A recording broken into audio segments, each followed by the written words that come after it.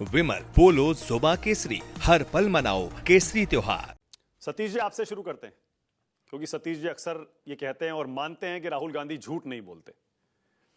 सतीश जी, ये जो वोट चोरी का मामला है ये तो अलग है, इस पर झूठ कौन बोल रहा है उस पर बाद में आऊंगा, लेकिन सबसे कमजोर प्रधानमंत्री नरेंद्र मोदी को कहना क्या सही है? सतीश जी, कमजोर प्रधानमंत्री है क्या नरेंद्र मोदी? देखिए, मौका पर चौका मारने वाली बात है। अब देश के भीतर तो प्रधानमंत्री उतना कमजोर नहीं है। भले हो सकता है वोट चोरी से जीत के आए हो, लेकिन देश के भीतर कमजोर नहीं है। लेकिन इस वक्त कांग्रेस पार्टी जो है, राहुल गांधी एकदम जो है फ्रंट फुट पर डी में जाके खेल रहे हैं और जो मौका मिलेगा उस पर जो है गोल मारने की कोशिश कर रहे हैं। आज तो हमने ये भी सुना कि अब पता चल गया है कि हाइड्रोजन बम में क्या आने वाला है। तो एक तो बात यह है। दूसरी क्या बात सुना आपने? क्या सुना है कि हाँ। पूरा नहीं पता, इसलिए आजकल बोलना भी तो डर लगता है भाई। है कि नहीं? अरे आप कहां डर रहे नहीं हैं? अभी अभी आपने कह दिया कि हो सकता है कि मोदी जी वोट चोरी से पीएम बने हो। आप कहां डर रहे हैं सतीश जी? नहीं, मैं नहीं कह रहा हूं, मैं थोड़ी कह रहा हूं। मैं तो कह रहा हूं, राहुल गांधी जो कह रहे हैं, मेरे पास कोई तथ्य नहीं है भाई। वो तो आजकल सबूत के दावे करते हैं भाई। एनीवेज, वो बात नहीं है। मैं ये कहना चाहता हूं, जी हाँ, देश के युवाओं के सामने ऐतिहासिक संकट है। 55 साल में बेरोजगारी सबसे चरम पे है। आज मोहन भागवत जी कहते हैं कि देश में शिक्षा और स्वास्थ्य आम आदमी के बलबूते से बाहर हो गया।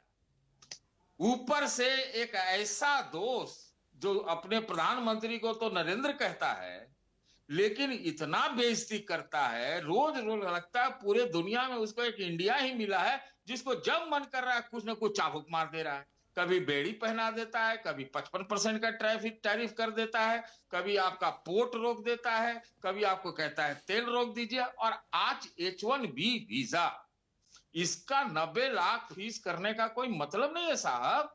यही तो एक था, इसी से तो भारत का पूरा झंडा बुलंद हुआ लेट 90s से, और उसको सीधे काट रहा है। तो ये बात सही है कि यहां पर प्रधानमंत्री जी को ताकत दिखानी पड़ेगी, बुद्धिमत्ता दिखानी पड़ेगी।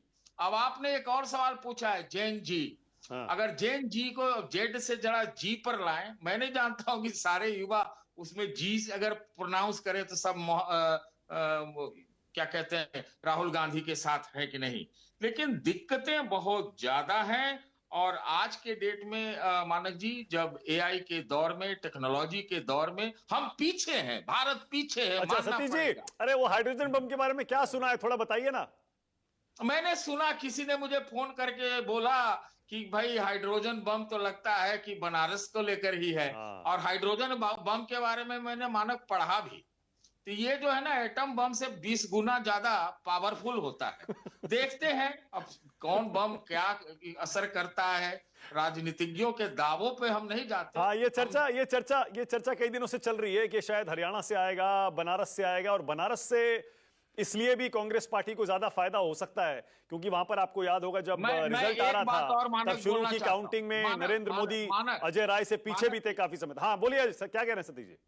मैं ऐसा कह रहा हूं कि मुझे तो लगा था कि जो हाइड्रोजन बम है प्रधानमंत्री जी के जन्मदिन के ही दिन फूटेगा और वो एक गिफ्ट होगा, रिटर्न गिफ्ट, है ना। ये तो अब लगता है इन्होंने बिलेटेड जो है गिफ्ट देने का फैसला किया है राहुल गांधी ने। लेकिन इस बीच में हम देख रहे हैं कि रिटर्न गिफ्ट जो है, जो डोनाल्ड ट्रंप ने एक और दे दिया है।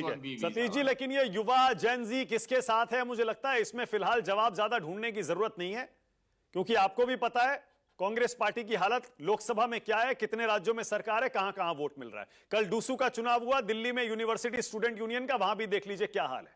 3 सीटें एबीवीपी जीती है, 1 सीट एनएसयूआई को मिली है। लेकिन वोट की विश्वसनीयता पर तो सवाल ही खड़ा कर रहे हैं ना। तो अब किसके साथ कौन है, कितना है, हम लोग कैसे कह दें? फिलहाल हम ये कह रहे हैं कि देश के अंदर प्रधानमंत्री जी मजबूत हैं। सतीश जी, एक सेकंड सतीश जी, एक काम करिए आप। देखिए, हम लोग पत्रकार हैं, कम से कम हम लोगों को ठीक है हम सवाल उठाएं, सवाल पूछें, बहुत बढ़िया, लेकिन जितने सबूत इस समय देश के सामने हैं उनको ध्यान में रखते हुए सतीश जी, क्या हमको यह नहीं कह देना चाहिए कि फिलहाल जितने सबूत राहुल गांधी ने दिए, कांग्रेस पार्टी ने दिए, उसमें वोट चोरी कहीं साबित नहीं होती है? सतीश जी, नहीं, मैं कैसे जजमेंट दे दूं? मैं सिर्फ इतना जानता हूं, मैंने पहले भी आपके यहां कहा कि ये काम चुनाव आयोग का है, कि चुनाव आयोग उसका पूरा सफाई दे, स्पष्टीकरण दे, सब लोगों को संतुष्ट करे।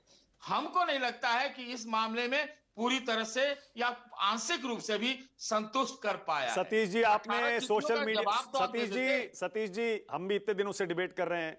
राहुल गांधी ने जिस दिन प्रेस कॉन्फ्रेंस की थी आनंद वाली, उसके बाद हमने खुद सवाल उठाया, भैया इलेक्शन कमीशन डिटेल में क्यों नहीं बताता आनंद के कितने सबूत दिए नहीं दिए? अब तो उसने बाकायदा एक चिट्ठी लिखकर सब बता दिया, क्या क्या दिया, क्या क्या नहीं दिया। अब आप अगर यकीन ही ना करें तो अलग बात है। आपका फैक्ट सही नहीं है मानक। हाँ, उसमें क्या है, मैंने भी पड़ताल की कि भाई ये सब विपक्षी तो झूठ झाट बोल सकते हैं, ऐसा कोई बड़ी बात नहीं है। हाँ। तो मैंने पता किया, वो 23 तक का है, 23 का। चिट्ठियां बाद में लिखी गई, 25 मार्च तक या 25 में लिखा गया, उसका कोई जवाब अभी तक नहीं आया, ऐसा कांग्रेस का दावा है। अच्छा, नहीं ठीक है। वो जो कल से चिट्ठियां आई है ना सतीश जी, मैं उसकी बात कर रहा हूं। लेटेस्ट चिट्ठियां हैं जिसमें बाकायदा इलेक्शन कमीशन ने बयान जारी कर बताया कि पूरा मामला क्या है। हम इसमें सारे सबूत सीआईडी को दे चुके। ये कल वाली चिट्ठी की बात कर रहा हूं मैं, जो 2 बार शायद सोशल मीडिया पर पूछिए ना भाई, कांग्रेसियों को पूछिए कि तुम झूठ बोल रहे हो।